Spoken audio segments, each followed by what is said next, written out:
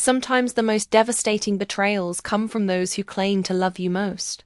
Sometimes the very hands that once taught you to ride a bike are the same ones that will destroy everything you've built. And sometimes, just sometimes, karma has a way of making sure the punishment fits the crime perfectly. Hit like and subscribe. If you've ever been underestimated by your own family, my name is Vera Castellano. I am 32 years old and I live in Portland, Oregon.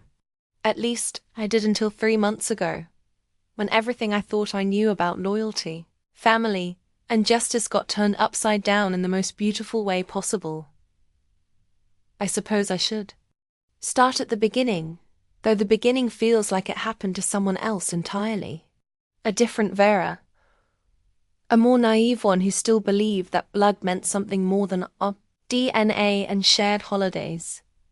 Growing up as the middle child between 2 brothers taught me early that love in the Castellano household was conditional. It came with expectations, comparisons, and an unspoken hierarchy that I never quite managed to climb. My older brother Marcus was the golden child, 6'3", naturally athletic, effortlessly charismatic, the kind of person who could walk into any room and immediately become its center.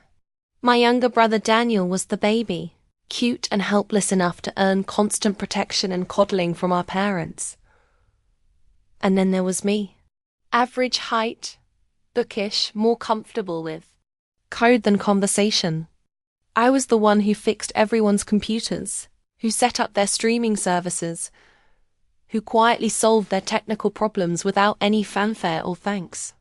I was useful but never celebrated, competent but never praised.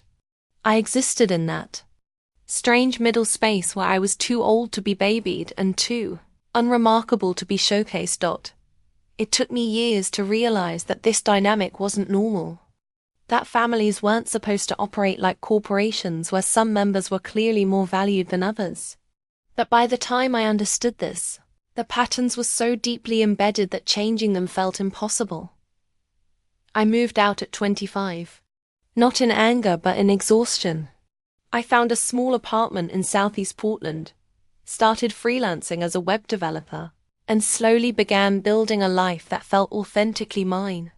I thought distance would help. I thought creating my own space would somehow shift how my family saw me. I was wrong.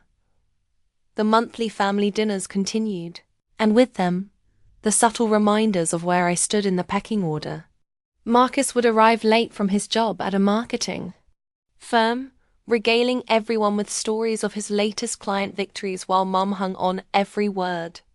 Daniel would show up with tales of his graduate program in environmental science, earnestly discussing his thesis while Dad nodded with obvious pride. And I would sit there, listening to them talk about their accomplishments while mine went unmentioned. When I launched my first major client's website, and it got featured in a local business magazine, no one in my family even knew about it unless I brought it up myself. When I started making more money freelancing than Marcus made at his corporate job, it was treated as a nice hobby rather than a legitimate career. But I kept showing up. I kept trying.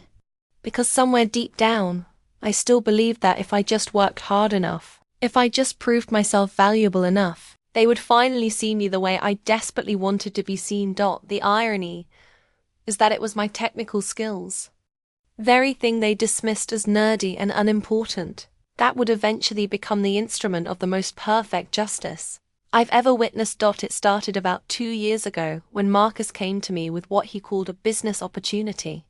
He'd been reading about cryptocurrency and was convinced he could make a fortune if he just knew how to get started. The problem was that Marcus, for all his social intelligence and marketing savvy, was completely lost when it came to anything technical. "I need your help, Vera," he said, sitting in my living room with that charming smile that had gotten him out of trouble since childhood. "I know this crypto stuff is right up your alley. Could you help me set up a wallet or whatever it's called?" I should have said no.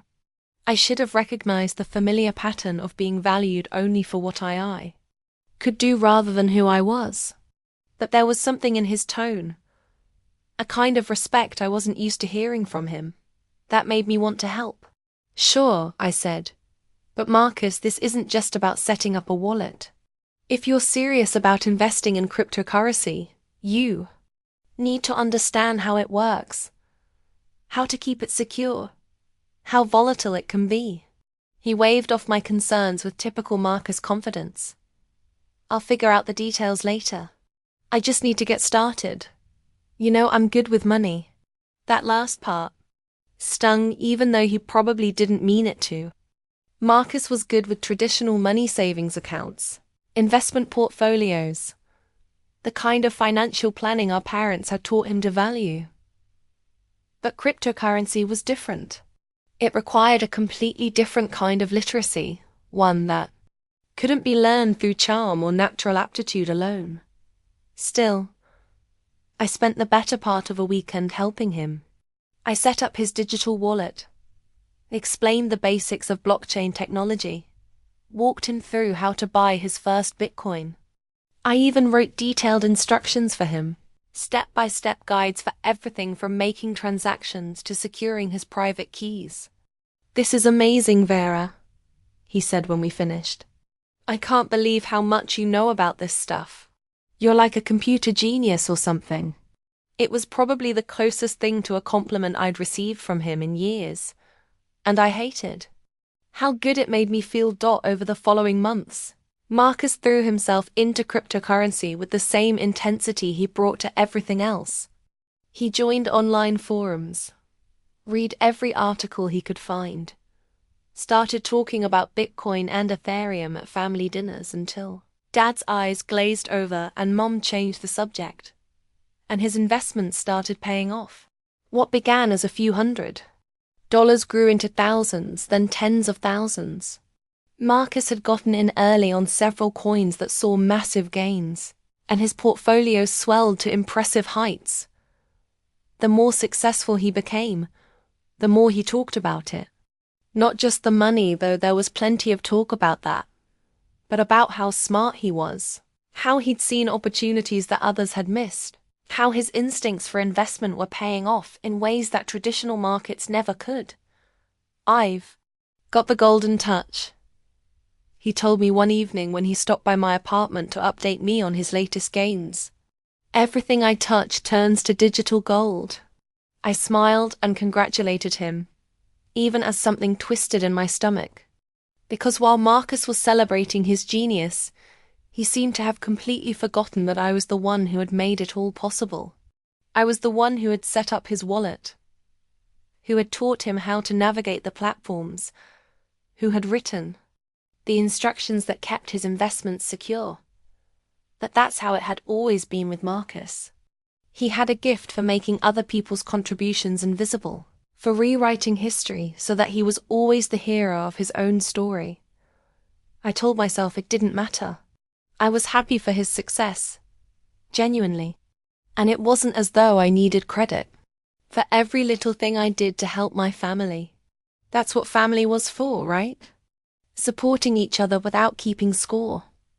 I might have kept believing that, if not for what happened at Daniel's graduation party. Daniel had just finished his master's degree, and Mom decided to throw a celebration at the house. The whole extended family was there: aunts, uncles, cousins, family friends. It was the kind of gathering where everyone shared updates about their lives, where accomplishments were celebrated and futures were toasted. I had brought my laptop with me, because I was in the middle of a project with a tight deadline. Nothing unusual about that. I'd been bringing work to family gatherings for years. It was a beat-up old machine, certainly nothing impressive to look at, but it had served me well through countless projects and late-night coding sessions. During dinner, the conversation turned to money, as it often did in my family. Uncle Robert was talking about his retirement portfolio. Aunt Sarah was complaining about property taxes. And inevitably, Marcus steered the discussion toward his cryptocurrency success. "You wouldn't believe how well I've been doing," he said, pulling out his phone to show everyone his portfolio balance. I started with just a few $100 2 years ago, and now look at this. The number on his screen was genuinely impressive. I watched as jaws dropped around the table, as people leaned in to get a better look, as Marcus basked in their amazement and admiration. "How did you learn to do this?" Cousin Janet asked. "I thought cryptocurrency was supposed to be really complicated." "It is," Marcus said with a self-deprecating laugh that wasn't deprecating at all. "But I've always been good with numbers. Good at seeing patterns. I spent months researching, learning the market, developing my strategy. It's all about having the right instincts. I felt heat rise in my cheeks, but I stayed quiet. This was Marcus's moment, and I didn't want to diminish it, even if his version of events was conveniently missing some key details. "You should teach a class," Dad said, his voice full of the kind of pride I'd been chasing my whole life. "My son, the cryptocurrency expert." That's when Marcus's eyes found mine across the table. For just a second, I thought I saw something that might have been guilt, or at least recognition. A moment where he might acknowledge that he hadn't done this entirely alone. Instead, he raised his glass. "Here's to taking risks and trusting your gut," he said. "Sometimes you have to believe in yourself when nobody else will." The table erupted in cheers and applause. I lifted my own glass with a smile that felt like it might crack my face in half. After dinner, I retreated to the living room with my laptop to finish my work. The house was still full of people, conversations flowing from room to room, but I found a quiet corner where I could focus. I was deep in code when I heard Marcus's voice behind me. "Still working on that little hobby of yours?" I turned to find him standing there with Daniel and a few of our cousins. There was something in his tone that made my spine straighten, a dismissiveness that I'd heard before, but never quite so publicly. "It's not a hobby," I said evenly.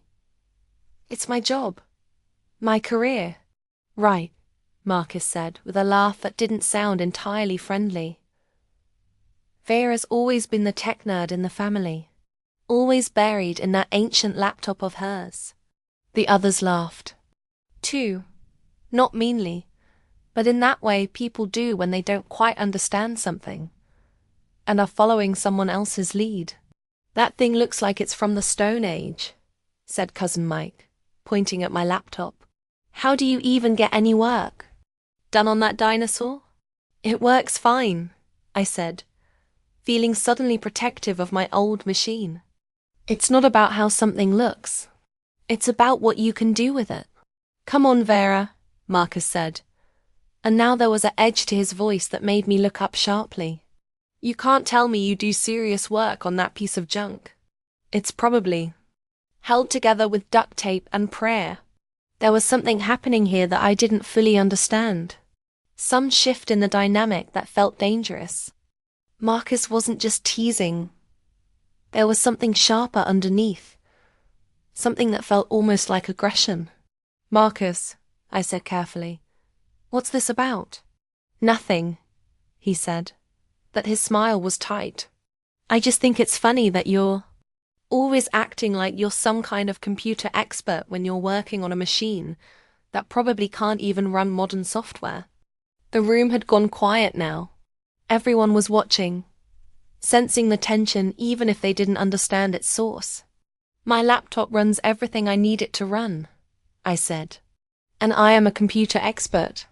That's literally what I do for a living." "Right," Marcus said again, and the dismissiveness in his voice was unmistakable now. "Making little websites for local businesses. Very impressive." Something cold settled in my stomach. This wasn't sibling rivalry anymore. This was something else entirely. "Those little websites support me just fine," I said. "In fact, they support me better than your marketing job supports you." It was a low blow, and I knew it. But I was tired of being dismissed, tired of having my work minimized, tired of being treated like my contributions didn't matter. Marcus's face darkened. At least my job is real. At least I work with actual people instead of hiding behind a computer screen all day. Hiding? I stood up now, my laptop still balanced on my knees. Marcus, who set up your entire cryptocurrency operation? Who taught you how to use the platforms? Who wrote all those instructions that you still reference? Every time you make a trade? The question hung in the air like a challenge. Everyone was staring now, clearly confused by the direction this conversation had taken. Marcus's jaw tightened. That was 2 years ago, Vera. I've learned plenty since then. I've made my own success. With the foundation I built for you. Foundation? Marcus laughed, but it sounded forced. You spent 1 weekend showing me how to set up a wallet. Everything since then has been me. My research, my decisions, my risk. On the platform I configured. With the security protocols I established. Using the recovery methods I set up. Because you were too impatient to learn how to do it yourself. I could see the moment when Marcus realized that everyone was listening, that his carefully constructed narrative of self-made success was being challenged in front of an audience. And I could see the exact moment when his embarrassment transformed into anger. You know what your problem is, Vera, he said, his voice rising. You can't stand that I've been successful. You can't stand that your little brother has done better than you ever will with your hobby computers and your pathetic freelance work. The words hit like physical blows, not because they were true, but because they were designed to hurt, calculated, to hit exactly where I was most vulnerable. My work isn't pathetic, I said, but my voice sounded smaller than I wanted it to. Isn't it? Marcus gestured at my laptop with something that looked like disgust. Look at this thing, Vera. Look at what you're working on. This is a joke. This whole setup is a joke. You're 32 years old, and you're still pretending that playing around on computers is a real career. I stood up fully now, clutching my laptop against my chest like a shield. Stop. But Marcus was on a roll now, feeding off the attention, the shocked faces of our family members who were watching this unfold. Do you know how embarrassing it is? He continued. Having to explain to people that my sister makes websites for mom-and-pop shops. Having to watch you bring this piece of garbage to family gatherings and pretend like you're some kind of professional. Each word was carefully chosen, designed to strip away years of confidence and self-respect. And the worst part was that some small part of me wondered if he was right. If maybe I had been fooling myself about the value of my work, the legitimacy of my career. That's enough, I said, but my voice was shaking now. Is it? Marcus took a step closer. Because I don't think it is. I think you need to hear this. I think you need to stop living in this fantasy where you're some kind of tech genius and start facing reality. He reached out then, not quite touching my laptop but gesturing toward it with unmistakable contempt. This thing is a perfect metaphor for your whole life, Vera. Old, outdated, useless. Just like your career. Just like your contributions to this. Family. The silence that followed was deafening.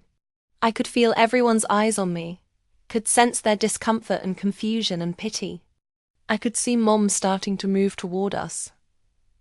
Probably to intervene, probably to smooth things over the way she always did. But before anyone could speak, before anyone could break the terrible tension that had settled over the room, Marcus made a choice that would change everything. Maybe he was caught up in the moment.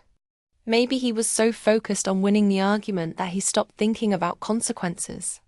Or maybe, deep down, he really did see my laptop as a symbol of everything he found pathetic about me. Whatever his motivation, what he did next happened. So fast that nobody had time to stop it. He grabbed my laptop from my arms and lifted it over his head. Marcus, no! I lunged forward, but it was too late. He brought it down hard on the coffee table. The crack of plastic and metal was sickeningly loud in the quiet room. My laptop split nearly in half, the screen separating from the keyboard. Components scattering across the hardwood floor. For a moment, nobody moved.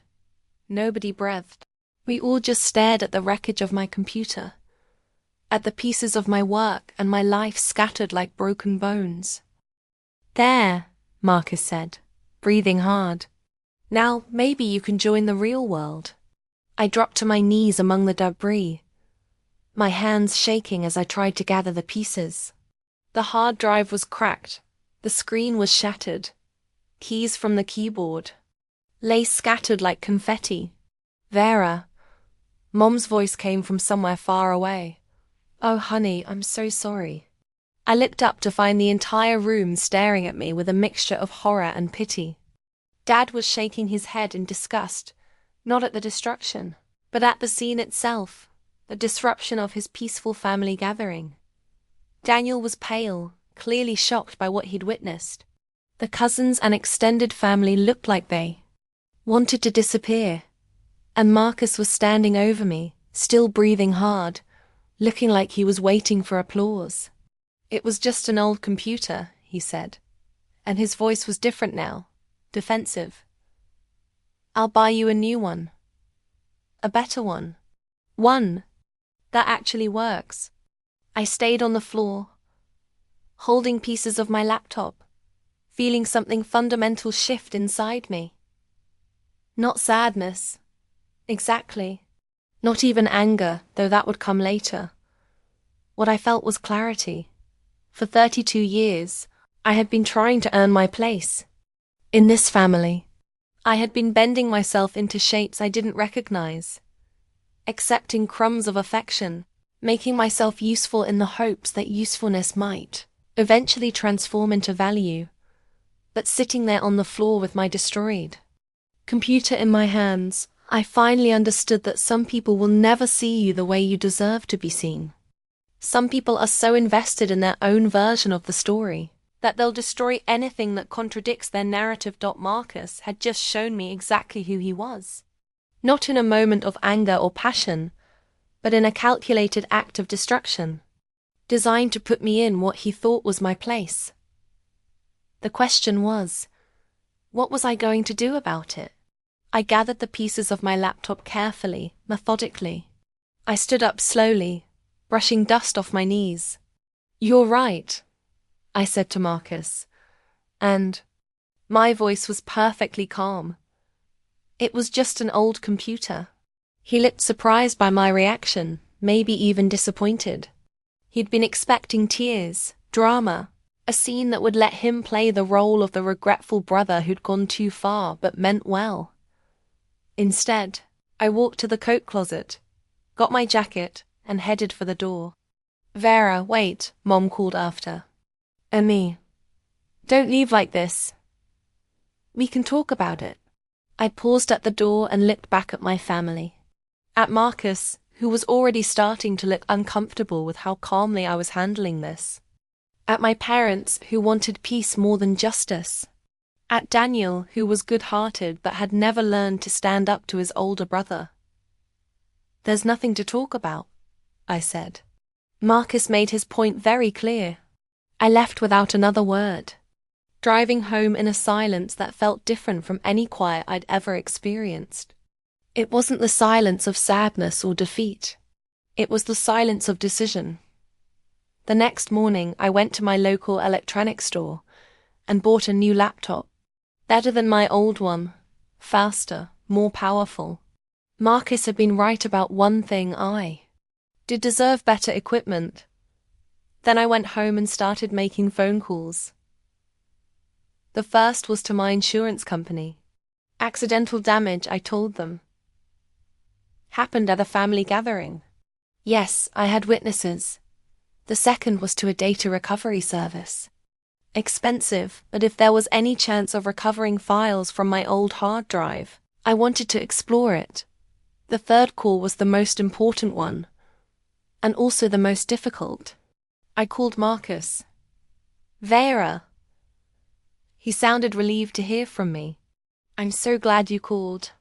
Listen, I wanted to apologize for yesterday. I was way out of line. I don't know what got into me. It's okay, I said, and I meant it. I know you didn't mean to hurt me. Exactly. It was just a stupid argument. Family stuff, you know? And I meant what I said about buying you a new computer. Actually, I was thinking we could make a day of it. Go shopping, get you something really nice. I let him talk, let him paint his picture of brotherly redemption and generous gestures. When he was finished, I said, Marcus, I need to ask you a favor. Anything. What do you need? I lost some important files when my laptop was destroyed. Client work, financial records, that kind of thing. Most of it's backed up. But there are a few things I need to recreate. Could you help me remember some details about your cryptocurrency setup? Just so I can rebuild my own records. There was a pause. What kind of details? Just the basics. When we set everything up, what platforms we used. That sort of thing. I keep good records of the work I do for family members. And I need to recreate those files for tax purposes. It wasn't entirely a lie. I did keep detailed records of all my projects, including the work I'd done for Marcus. But my real motivation was something else entirely. Sure, Marcus said. Though honestly, that was so long ago. I'm not sure I remember everything. That's okay. Just whatever you can recall. Over the next hour, Marcus walked me through what he remembered of our original setup process. He was surprisingly helpful, probably motivated by guilt over the laptop incident. He gave me account names, platform details, even some of the security questions we'd used. What he didn't give me, what he couldn't give me, because he'd never actually understood the technical side of what I'd built for him, were the real keys to his digital kingdom. Because here's something Marcus had never bothered to learn about cryptocurrency. Every wallet has a recovery seed phrase, a series of 12 or 24 words that can restore access to the wallet if something goes wrong. It's like a master key, and anyone who has it can access the wallet from any device, anywhere in the world. When I'd set up Marcus's wallet 2 years ago, I'd generated that seed phrase and written it down for him.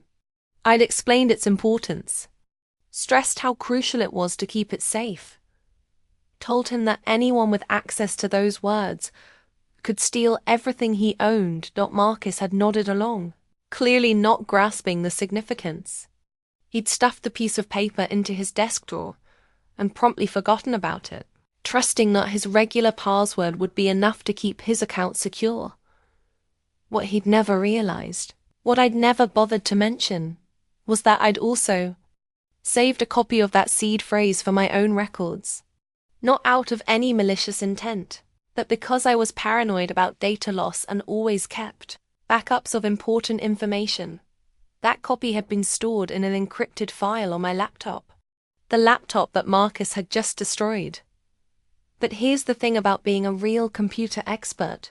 As opposed to someone who just plays one at family gatherings, you never keep just one backup. The data recovery service was able to pull most of my files from the damaged hard drive, including the encrypted folder containing Marcus's seed phrase. Within 48 hours of our phone call, I had complete access to his cryptocurrency wallet. I didn't do anything with that access right away. For nearly a week, I just sat with the knowledge, trying to decide what it meant and what I should do with it. I could have called Marcus, told him about the security flaw in his setup, helped him transfer his funds to a new wallet with better protection. That would have been the right thing to do, the sisterly thing to do. But every time I thought about making that call, I remembered the sound of my laptop cracking apart. I remembered the look of contempt on Marcus's face as he destroyed not just my computer, but my work, my livelihood, my sense of worth in our family. I remembered him standing over me, waiting for applause. During that week of contemplation, I did a lot of research. I learned about Marcus's investment strategy, tracked his trading patterns, studied the platforms he used. I discovered that he'd been more successful than even I had realized. His portfolio was worth nearly $400,000. $400,000 that existed only because I had made it possible. I also spent time thinking about consequences. Not just legal ones, though I researched those too, but moral ones, emotional ones. The kind of consequences that ripple out through families and relationships and can't be undone once they're set in motion. In the end, what decided me wasn't revenge, exactly. It was justice. Marcus had taken something from me that couldn't be replaced. Not the laptop that was just hardware, but my sense of safety within my own family. My ability to trust that the people who claimed to love me wouldn't deliberately hurt me. My belief that there were lines that even toxic family dynamics wouldn't cross. He had broken something precious and irreplaceable, and he'd done it publicly, humiliatingly, in front of people whose opinions mattered to me. A new laptop couldn't fix that. An apology couldn't undo it. Nothing could restore what I'd lost except perhaps the knowledge that actions have consequences, that you can't destroy other people's lives without risking your own. So I made a plan. It wasn't complicated. Cryptocurrency markets are volatile by nature, and Marcus's portfolio contained several smaller, riskier coins that fluctuated wildly. It would be easy enough to make some strategic trades during one of those fluctuations, to time the market in a way that would look like bad luck, rather than deliberate action. The beauty of cryptocurrency is that it's designed to be anonymous and irreversible. Once a transaction is confirmed, there's no central authority that can undo it, no bank that can reverse the charges. It's the perfect system for someone who wants to move money without leaving traditional fingerprints. I spent another week preparing. I researched cryptocurrency tumblers and privacy coins, studied the best practices for making transactions that couldn't be traced back to their source. I set up multiple wallets with different identities, created a labyrinth of digital breadcrumbs that would be nearly impossible to follow. I also opened several accounts with Revenge Treats, a digital platform that specializes in anonymous, untraceable transactions. They cater to people who want to move money without questions asked, and their security protocols are designed to protect client anonymity above all else. When everything was ready, I waited for the right moment. It came on a Tuesday morning when the market was particularly volatile. Several of Marcus's riskier investments were spiking and crashing in patterns that created perfect cover for what I was about to do. I accessed his wallet using the seed phrase he'd never properly secured. I studied his holdings, identified the coins that were currently experiencing the most dramatic swings, and began to trade. Not all of his money. That would have been too obvious, too clearly deliberate. Instead, I focused on about 60% of his portfolio, making a series of trades that looked like someone panicking in a volatile market. I sold high-performing coins at their peak, and immediately bought into currencies that were about to crash. I made emotional, irrational decisions that any experienced trader would recognize as rookie mistakes. I created a pattern of behavior that looked exactly like someone who'd gotten scared and made all the wrong moves at exactly the wrong time. Within 6 hours, I destroyed nearly $240,000 of Marcus's wealth. The money didn't disappear, of course. It was transferred through my carefully constructed network of wallets and tumblers, eventually finding its way to accounts that I controlled. But from Marcus's perspective, it would look like catastrophic losses due to bad timing and poor judgment. I was finished. I covered my tracks. I cleared my browser history, used secure deletion tools to wipe any temporary files, and made sure that there was no digital evidence connecting me to the transactions. Then I went for a walk. Portland was beautiful that day. The sun was shining, the air was crisp, and for the first time in weeks I felt genuinely at peace. Not happy. Exactly what I'd done wasn't the kind of thing that brings happiness. But satisfied. Complete. Marcus called me 3 days later, and I could tell from his voice that he'd discovered what happened. Vera, he said, and he sounded broken. Something terrible has happened. My cryptocurrency account was hacked. What? I put just the right amount of concern into my voice. Marcus, that's awful. How much did you lose? Everything, he said, and I could hear tears in his voice. Well, not everything, but most of it. Someone got into my account and made all these crazy trades. Bought and sold at the worst possible times. It's like they knew exactly how to destroy my portfolio. Oh my God, I said. Have you reported it? Can the platform do anything to help? I don't know. I'm trying to figure out what happened.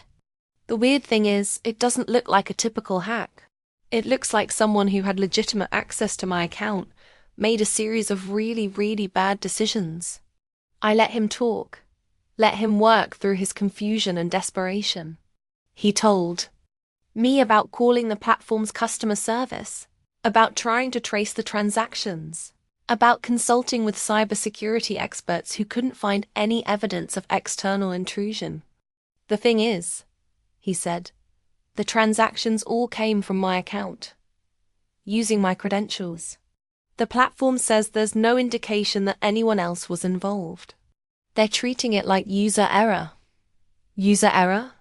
Like I made the trades myself and forgot about them. Or like I made bad decisions and now I'm trying to blame it on hackers. His voice cracked. Vera, you have to believe me. I would never make trades like that. I'm not stupid. Of course you're not stupid, I said. Marcus, this is horrible. Is there anything I can do to help?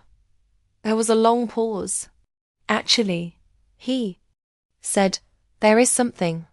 You know more about computer security than anyone I know. Could you look at my account?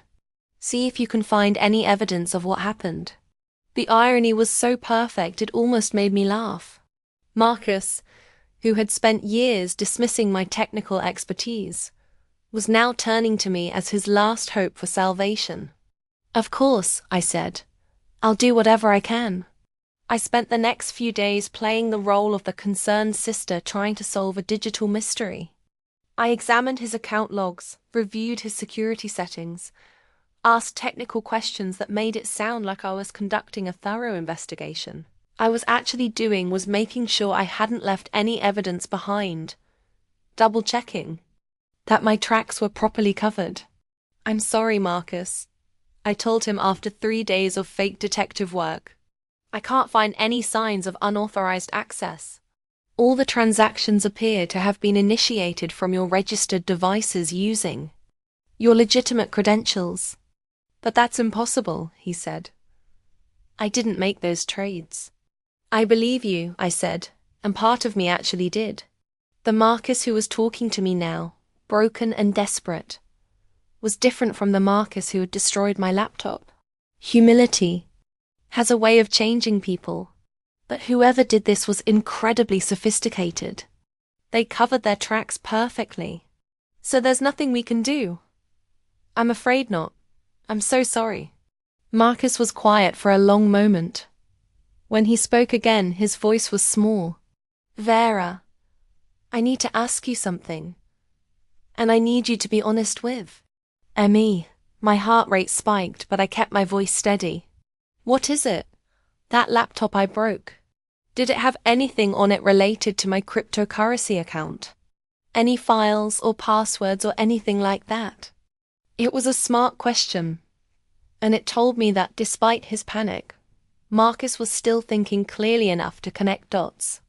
I kept records of all the work I did for family members, I said carefully. But everything was encrypted, and most of it was destroyed when the laptop was damaged. Most of it.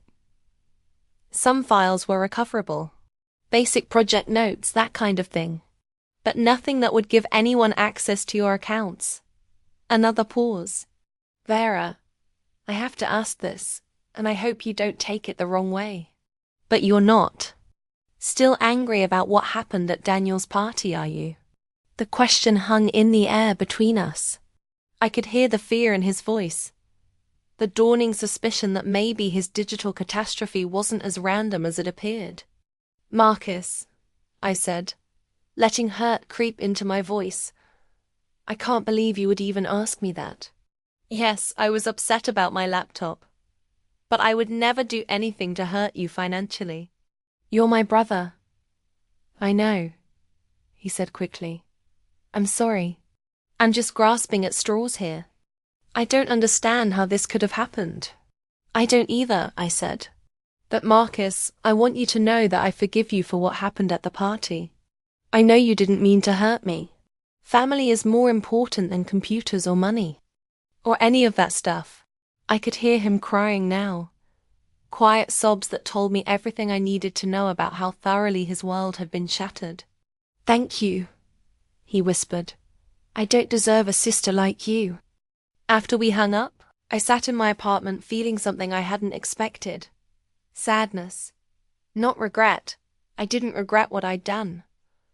Marcus had earned every bit of the justice that had found him. But there was something melancholy about watching.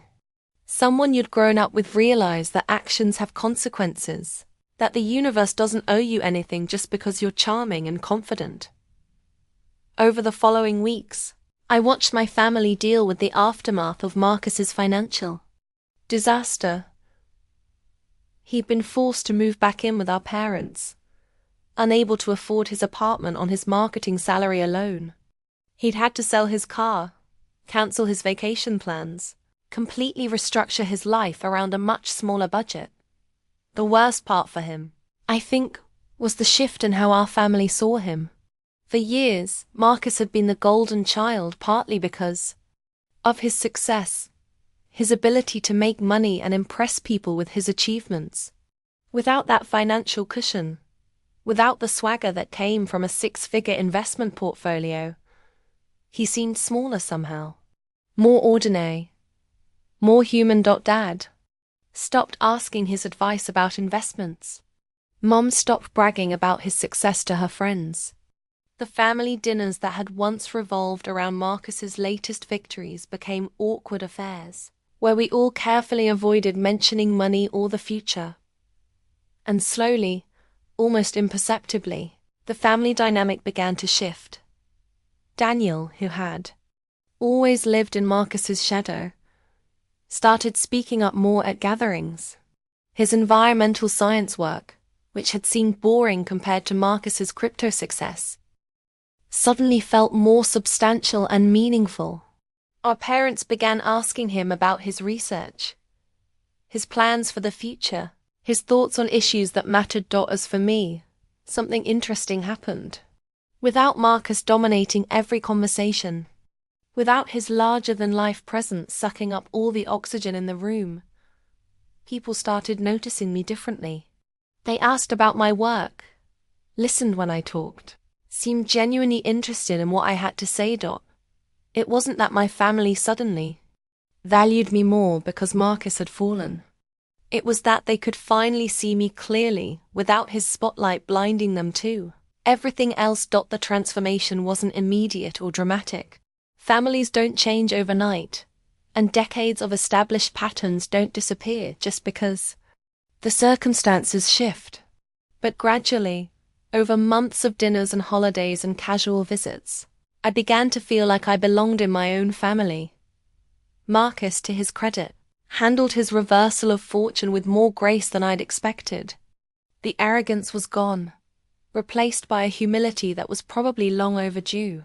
He stopped talking about himself constantly and started asking other people questions. He listened when people spoke instead of just waiting for his turn to talk. He also worked hard to rebuild his relationship with me specifically. I've been thinking about what happened at Daniel's party, he said one evening when we were both at Mom and Dad's house. About your laptop and everything I said that night. We were alone in the kitchen, and his voice had that careful quality people use when they're about to say something important. Marcus, we don't need to rehash all that, I said, but he held up a hand. Yes, we do. Because I need to tell you that I was wrong. Not just about destroying your computer, though. That was inexcusable, but about everything.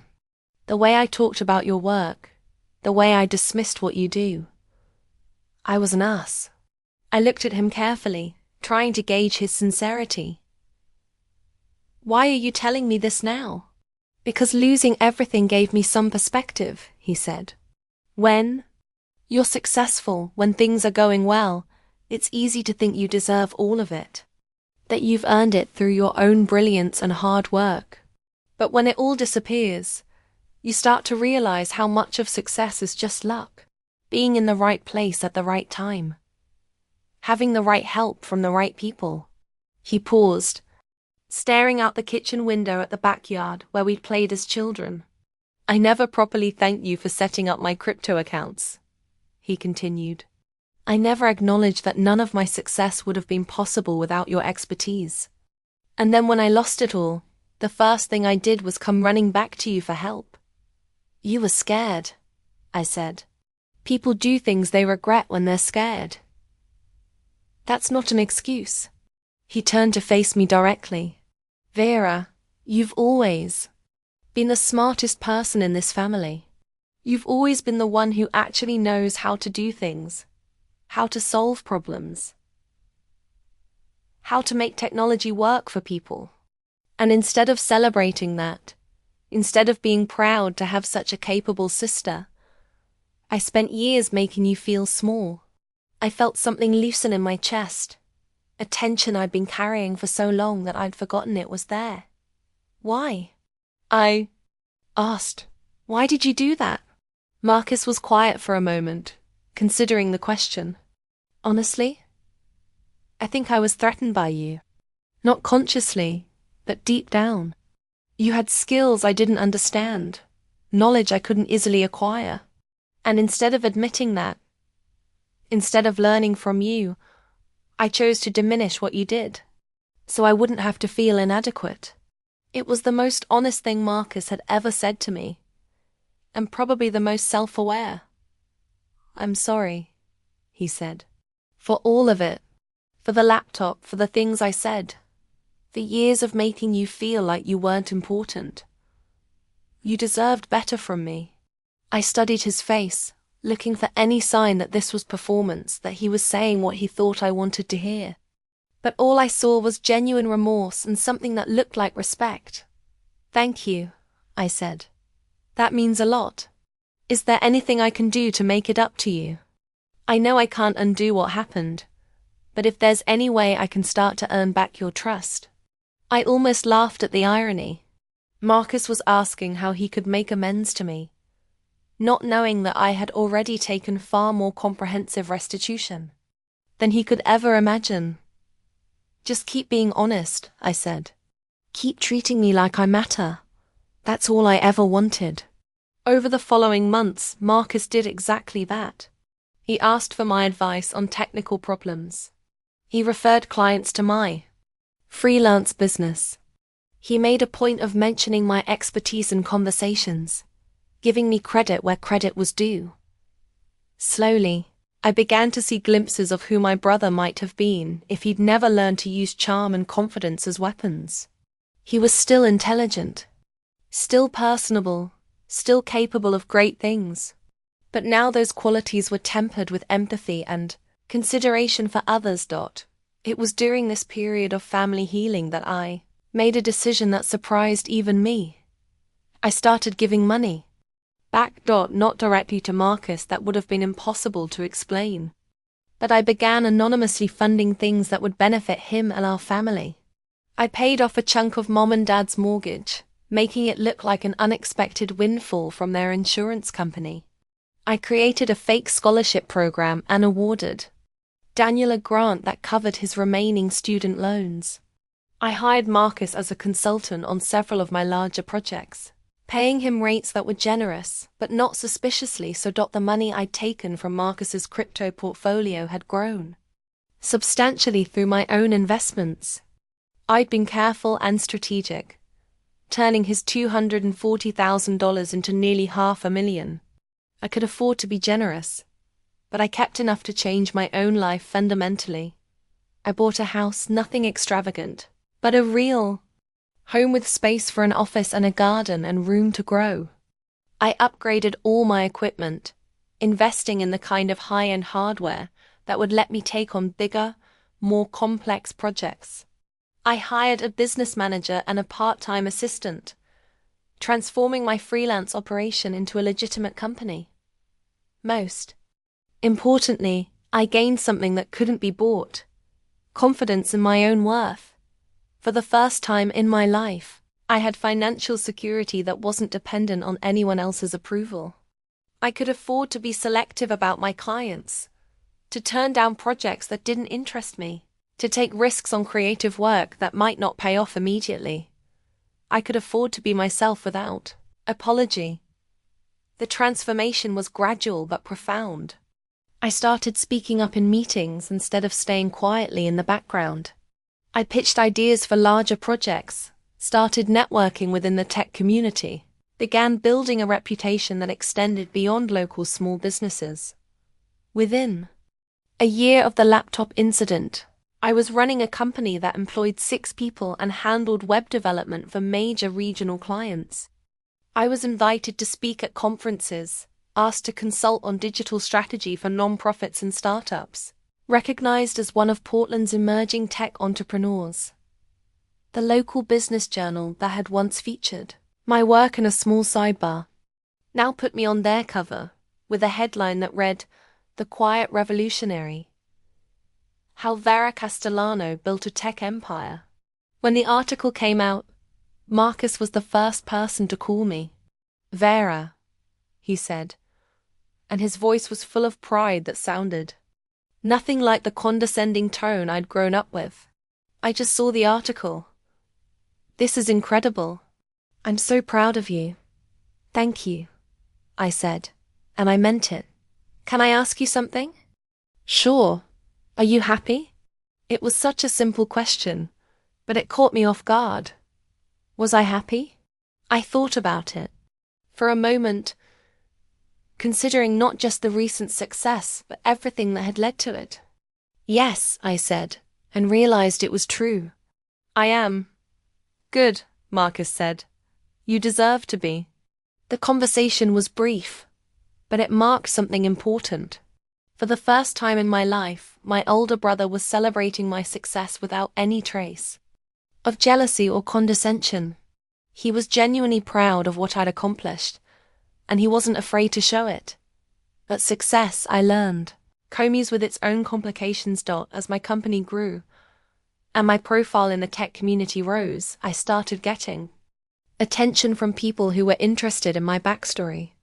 Reporters wanted to know how I'd built my business so quickly. Investors were curious about my funding sources. Other entrepreneurs asked for advice on scaling their operations, became skilled at deflecting these questions with vague references to strategic planning and careful investments. But I was always aware that my foundation was built on a secret that could never be fully revealed. The weight of that secret was something I hadn't anticipated when I planned my revenge against Marcus. I'd been focused on the immediate satisfaction of justice served, of consequences delivered to someone who'd earned them. I hadn't considered what it would feel like to carry that knowledge for years, to build a life on the foundation of an action that could never be acknowledged or celebrated. Because here's the thing about perfect revenge: it's only perfect if it remains secret. The moment you reveal what you've done, it transforms from justice into something else entirely. It becomes cruelty, manipulation, theft. The moral clarity that justified the action in the first place evaporates the instant it's exposed. So I learned to live with the weight of what I'd done, to carry it like a stone in my chest that reminded me daily of who I really was underneath the success and recognition. I was someone who had been pushed too far and had pushed back. I was someone who had refused to accept being diminished and had taken action to restore the balance. I was someone who had learned that sometimes the only way to get justice is to take it for yourself. That knowledge changed me in ways both subtle and profound. I became more confident, yes, but also more guarded. I was successful, but also isolated by the secret that had made that success possible. I was finally respected by my family, but that respect was built partially on a lie. The complexity of those feelings came to a head about 18 months after the laptop incident. At Daniel's wedding. It was a beautiful ceremony in the Columbia River Gorge. Intimate and thoughtful and perfectly suited to my younger brother's gentle personality. Marcus served as best man, giving a speech that was funny and heartfelt without being attention-seeking. I was a bridesmaid, standing up there in front of everyone feeling proud of Daniel and genuinely happy for his future. During the reception, I found myself at a table with several family members, including Uncle Robert and Aunt Sarah, who had witnessed Marcus's destruction of my laptop at Daniel's graduation party. "Vera, we heard about your business taking off," Aunt Sarah said. "It's wonderful to see how well you're doing." "Thank you," I said. "I've been fortunate." "It's not fortune," Uncle Robert chimed in. "It's talent and hard work." I remember thinking at Daniel's graduation that Marcus was wrong to dismiss what you do. Computers and technology, that's the future. You were ahead of the curve. The reference to that night made me stiffen slightly, but I managed to smile. Well, everything worked out in the end. "It's funny how things change," Aunt Sarah mused. 2 years ago, Marcus was the one with all the money, talking about his cryptocurrency investments. Now he's living with your parents again, and you're the successful entrepreneur. Life has a way of surprising you. "It does," I agreed quietly. "Though I suppose Marcus learned a valuable lesson about putting all your eggs in one basket," Uncle Robert continued. "From what I heard, he lost most of his money when the market crashed. Or was it a hack? I can never remember." "A hack," I said, my voice steady. "Someone gained access to his account and made a series of bad trades." "How terrible," Aunt Sarah shook her head. "It makes you realize how vulnerable all this digital money really is. Give me a good old-fashioned savings account any day." I nodded and changed the subject, but the conversation stayed with me for the rest of the evening. Later, during the dancing, Marcus approached me. "Having a good time?" he asked. "The wedding is beautiful," I said. "Daniel looks happy." "He does." Marcus glanced around the reception, watching our younger brother dance with his new wife. "You know, I was thinking earlier about how much has changed in the past couple of years." My heart rate picked up slightly, but I kept my expression neutral. "Changed how?" "Just everything. The family dynamic, our relationships with each other, where we all are in our lives." He paused, seeming to choose his words carefully. "I know I've said this before, but I want you to know how grateful I am for how you handled everything after I lost my money." "What do you mean?" "You had every right to be angry with me. After what I did to your laptop, after years of treating you badly, you could have rubbed my face in it when my life fell apart. Instead, you helped me. You treated me with kindness I didn't deserve." I felt a familiar twist of guilt and satisfaction in equal measure. "You're my brother," I said. "That's what family does." "Not all family," Marcus said. "Not the way I treated you. That you chose to be better than that. And it made all the difference." He was quiet for a moment, watching the dancers. "I've been thinking about starting over," he said. "Really starting over. Maybe going back to school, learning some new skills. I've been wondering if you'd be willing to teach me about web development.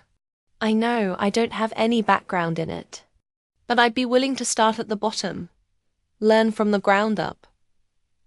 The request caught me completely off guard. Marcus, who had spent years dismissing my expertise, wanted me to teach him my trade. "Are you serious?" I asked. Completely. I know. I'd be starting as a beginner, and I know I'd have to prove myself.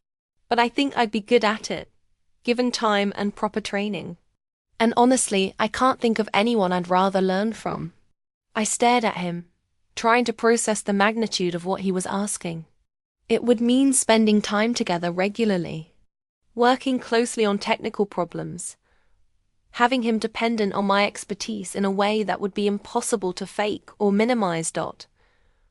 It would also mean bringing him into my world, my business, the empire I'd built partially on the ruins of his financial life. Let me think about it, I said. Of course. No pressure. I just wanted you to know I was interested. That night, I lay in bed thinking about Marcus's request and what it would mean to accept it. On one level, it would be the perfect completion of my revenge. Marcus, who had destroyed my laptop and dismissed my career, would become my student, my employee, dependent on my success and expertise. The symmetry was almost poetic. But on another level, it felt like a step too far. There's a difference between seeking justice and actively humiliating someone who has already learned their lesson. Marcus had changed. He'd become humble, grateful, aware of his own limitations in a way that seemed genuine. He'd apologized sincerely and repeatedly. He'd shown me respect and support when I needed it most. Teaching him web development wouldn't be revenge anymore. It would be cruelty. The next morning I called him. Marcus, about your request to learn web development. Have you decided? I have. And I think it's a great idea. But not with me. There was a pause. Oh, okay. Can I ask why? Because I think you'd be better served learning from someone who doesn't have our history. Someone who can see you as a student, rather than as my brother. There are some excellent programs in Portland, and I'd be happy to recommend a few. I understand, he said, though he sounded disappointed.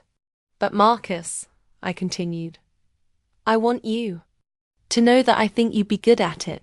You're smart. You're detail-oriented when you want to be. And you're good with people. Those are all important skills in this field. Thank you, he said, and his voice warmed. That means a lot coming from you. After we hung up, I felt something shift inside me. A weight I'd been carrying began to lighten. Not completely, but noticeably. I'd been holding on to anger for so long that it had become part of my identity. The revenge I'd taken on Marcus had been satisfying, but it had also trapped me in a relationship with that anger, forcing me to carry the secret of what I'd done like a burden. But watching Marcus grow and change, seeing him develop genuine humility and respect for others, I began to realize that the revenge had served its purpose. Justice had been delivered. Lessons had been learned. The balance had been restored. Holding on to the anger beyond that point wasn't serving anyone, least of all me. That realization led to another decision, one that surprised me even more than my refusal to teach Marcus web development. I decided to help him financially, openly this time. Not a lot. I wasn't going to restore his entire crypto fortune. But when he mentioned struggling to pay for a certification program he wanted to take, I offered to cover the cost as an early Christmas gift. When he needed a reliable car to get to job interviews, I co-signed his loan. Small gestures, but ones that marked a fundamental shift in how I saw our relationship and my role in his recovery. Marcus never knew about the cryptocurrency theft. He never learned that his digital catastrophe wasn't random bad luck, but carefully orchestrated justice. He never discovered that his humble new life was built on the consequences of his own cruelty. I decided that was for the best, because the truth is, perfect revenge isn't about the other person knowing what you've done. It's about restoring balance to the universe, about ensuring that actions have appropriate consequences, about refusing to let yourself be diminished without consequence. Marcus had learned his lessons. Our family dynamic had shifted in healthy ways. I'd built a successful career and gained the respect I'd always deserved. The scales had been balanced. Revealing the mechanism behind that balance wouldn't serve any constructive purpose. It would only create new wounds, new resentments, new imbalances that would need to be addressed. Sometimes the most graceful revenge is the one that remains invisible, the one that transforms lives without destroying relationships. 3 years after the laptop incident, I attended Marcus's graduation from a web development bootcamp, completed the program with honors, landed a junior developer position at a local startup, and was building a new career from the ground up. During his graduation speech, he thanked several people who had helped him along the way. When he got to my name, he said something that made my chest tighten with emotion. My sister Vera taught me that expertise isn't something you can fake or dismiss. She showed me what real skill looks like, and she did it with patience and grace. Even when I didn't deserve either. Everything I've learned about technology, I learned because she first showed me what was possible. It wasn't entirely true Marcus had learned most of his skills from his instructors and classmates, not from me. But the sentiment behind his words was genuine. He'd learned to value expertise, to respect knowledge, to understand that competence is something to be celebrated rather than minimized. Those were the lessons I'd really wanted him to learn. And he'd learned them well. After the ceremony, as we stood in the parking lot of the community college where he'd spent the past 6 months transforming himself, Marcus pulled me aside. Vera, I want to ask you something, and I want you to be completely honest with me. My heart skipped a beat. What is it? Do you think I can really do this? Build a career in tech? I know I'm starting late, and I know I have a lot to prove. The vulnerability in his question caught me off guard. This was so different from the confident, swaggering Marcus I'd grown up with. This version of my brother was uncertain, humble, willing to admit that he needed reassurance. Yes, I said without hesitation. I think you can absolutely do this. You've already proven that you can learn, that you can change, that you can work hard for something you want. Those are the most important qualities anyone can have. He smiled, and for the first time in years, it was a smile without any agenda behind it. Thank you, he said, for believing in me, even when I didn't believe in myself. As I drove home from Marcus's graduation, I reflected on the strange journey that had brought us to this point. 3 years ago, I'd been a dismissed middle child with a broken laptop and a heart full of rage. Today, I was a successful entrepreneur with a thriving business and a repaired relationship with my brother. The path between those 2 points had been complex and morally ambiguous. I'd taken actions that I couldn't fully defend and made choices that I couldn't entirely regret. I delivered justice through methods that were ethically questionable but emotionally satisfying. But in the end, everyone had gotten what they needed. Marcus had learned humility and developed genuine skills. I'd gained respect and built a career that fulfilled me. Our family had found a healthier dynamic that valued everyone's contributions. The cryptocurrency theft would always be a secret I'd carry, but it was no longer a burden. It was simply part of my story, the chapter where I'd refused to accept being diminished and had taken action to restore my own worth. Perfect revenge, I'd learned, isn't about destruction. It's about transformation. It's about changing the conditions that made revenge necessary in the first place. And sometimes, if you're very careful and very lucky, it's about finding a way for everyone to emerge from the ashes better than they were before. As I pulled into my driveway, the driveway of the house I'd bought with money Marcus never knew he'd provided, I felt something I'd been waiting years to feel. Peace. The scales were balanced. Justice had been served. The future stretched ahead, full of possibilities that belonged entirely to me. I'd learned to value myself appropriately, and now the world was learning to do the same. That night, I called my business partner to discuss a new project proposal. We talked for an hour about technical requirements, timeline expectations, and budget considerations. It was the kind of conversation I dreamed of having back when I was working alone on projects that no one in my family took seriously. When we finished, I opened my laptop, a sleek, powerful machine that bore no resemblance to the beat-up computer Marcus had destroyed years ago, and started working on code for a client who valued my expertise highly enough to pay premium rates for it. As I worked, I thought about the YouTube channel I'd been considering launching. Revenge Treats had reached out to me about creating content around digital security and cryptocurrency safety. They thought my expertise could help people protect themselves from the kind of attacks that had devastated Marcus's portfolio. The irony was delicious, and I'd already started planning the first episode. But that's a story for another day. Tonight, I was content to code, to create, to build something beautiful and functional with skills that had finally received the recognition they deserved. Outside my window, Portland sparkled in the darkness. Somewhere across town, Marcus was probably working late at his new job, earnestly building a career in the field I'd mastered years ago. Our parents were likely proud of both their children, though in different ways than they'd been 3 years ago. The future felt full of potential, unmarked by the limitations that had once seemed so permanent. I'd learned something important about justice during these years. Sometimes the most powerful revenge is simply refusing to remain small in a world that wants to diminish you.